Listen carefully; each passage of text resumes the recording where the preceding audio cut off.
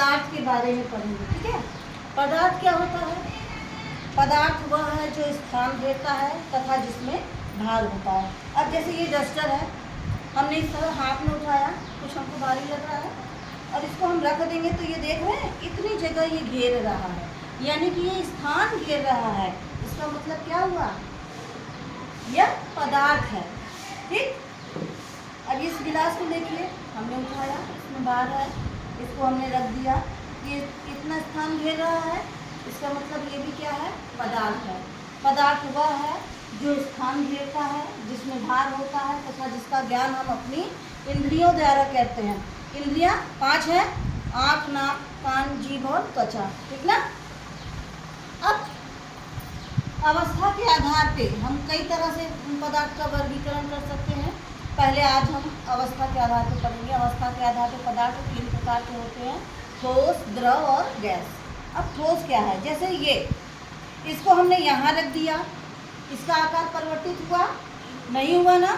इसको हमने यहाँ रख दिया, इसका आकार परिवर्तित हुआ नहीं? हुआ। इसको हमने अपने हाथ में ले लिया, क्या इसका आकार परिवर्तित हुआ नहीं? हुआ ना। इसका मतलब ये क्या है? इसका आकार परिवर्तित नहीं हो रहा, इसका आयतन भी परिवर्तित नहीं हो रहा, ये क्या है? ठोस है, ठीक।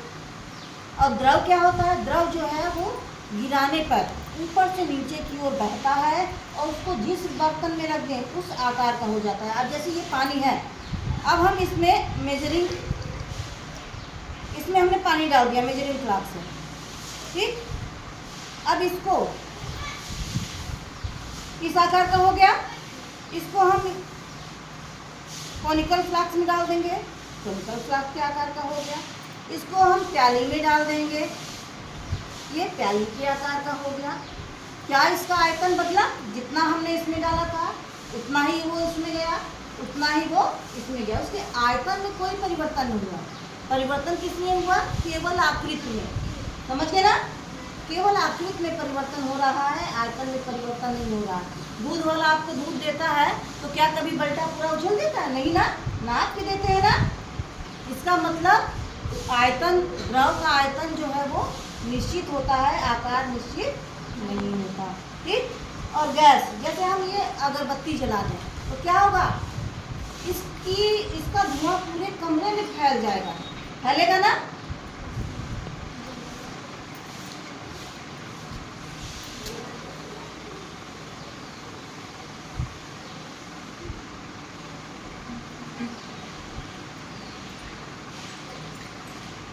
हो गए। अब देखिए इसमें धुआं निकल रहा है ना, ये धुआं जो है पूरी कमरे में भर जाएगा।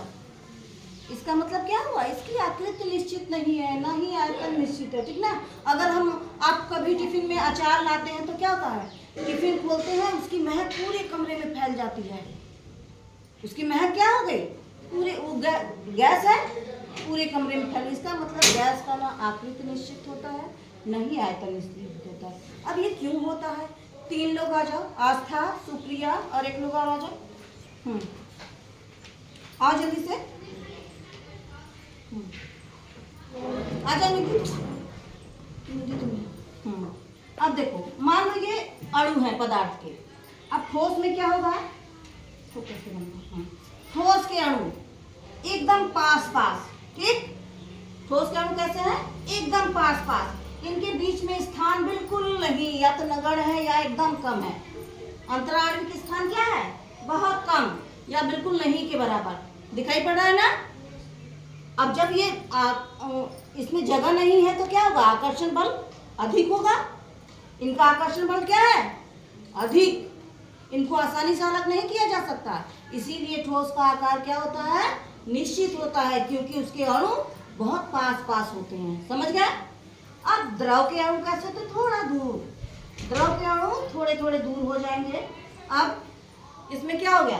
स्थान अधिक हो गया, आकर्षण बल क्या हो गया? थोड़ा कम हो गया, यानी कि उनका पकड़ जो है वो थोड़ी कमजोर हो गई। इसलिए द्रव का आकार क्या होता है? निश्चित नहीं होता है। और गैस और आकर्षण बल ठोस से कम। अब गैस के अणु बहुत दूर दूर हो गए, इनको हम क्या करेंगे? बड़ी आसानी से अलग कर सकते हैं ना। इसका मतलब इनका आकर्षण बल क्या हो गया? बहुत कम, सबसे कम। ठोस द्रव से कम आकर्षण बल। और जगह क्या हो गई? अंतराण्विक स्थान क्या हो गया? सबसे ज्यादा। समझ में आ गई बात? क्लियर हो गया? ठोस के अणु बिल्कुल पास पास, ठोस के अणु बिल्कुल पास पास। आकर्षण बल क्या हो गया? बोलो, आकर्षण बल क्या होगा? सबसे ज्यादा। जोर से बोलिए, आकर्षण बल क्या हो गया? सबसे ज्यादा। और अंतराण्विक स्थान कम, नगण्य के बराबर। और गैस में सबसे ज्यादा। अंतराण्विक स्थान क्या है? सबसे ज्यादा। और आकर्षण बल सबसे कम। क्लियर हो गया सबको? ठोस द्रव गैस एकदम क्लियर? ठीक, चलिए अब एग्जाम्पल बता देते हैं। अब ये बताइए, ये चौक ठोस है, द्रव है कि गैस है? ठोस। शाबाश। ये डस्टर ठोस। ये फ्लास्क ठोस। अब ये ग्लास क्या है? ठोस। मगर इसके अंदर का ये पानी द्रव। ठीक ना? द्रव के और एग्जाम्पल बता सकते हैं आप लोग?